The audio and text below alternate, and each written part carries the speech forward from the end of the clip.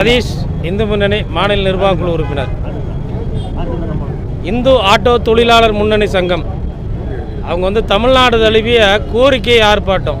அது என்ன கோரிக்கை ஆர்ப்பாட்டம்னா, ஆட்டோ ஓட்டுநர்லாம் பெரிய கோடீஸ்வரர்லாம் கிடையாது. அன்றாட ஜீவனாம்சம் தன்னுடைய வண்டி எடுத்து தொழிலுக்கு வந்தால் தான் அவங்களுக்கான வாழ்வாதாரம்.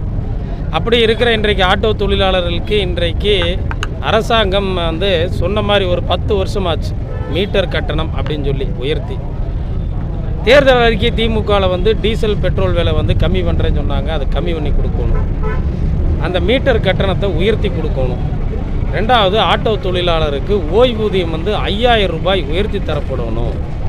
ஆட்டோ ஓட்டுநருக்கு எப்படி இந்த வீடு கட்டும் தொழிலாளர்களுக்கு வீட்டுமனை கொடுக்குற மாதிரி ஆட்டோ தொழிலாளர்களுக்கும் வீட்டுமனை, இலவச வீட்டுமனை கொடுக்கணும்.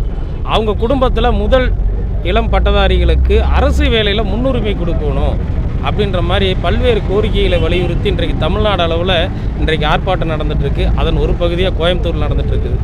அதனால் இந்த அரசாங்கம் ஆட்டோ தொழிலாளர்களுடைய சிரத்தையும் அவங்களுடைய குடும்ப வாழ்வாதாரத்தையும் கணக்கில் எடுத்துகிட்டு அவங்களுக்கு ஓய்வூதிய தொகையை உயர்த்தி தரணும், பல்வேறு கோரிக்கைகளை வச்சு ஆர்ப்பாட்டம் நடத்திட்டுருக்கு. ஓகே.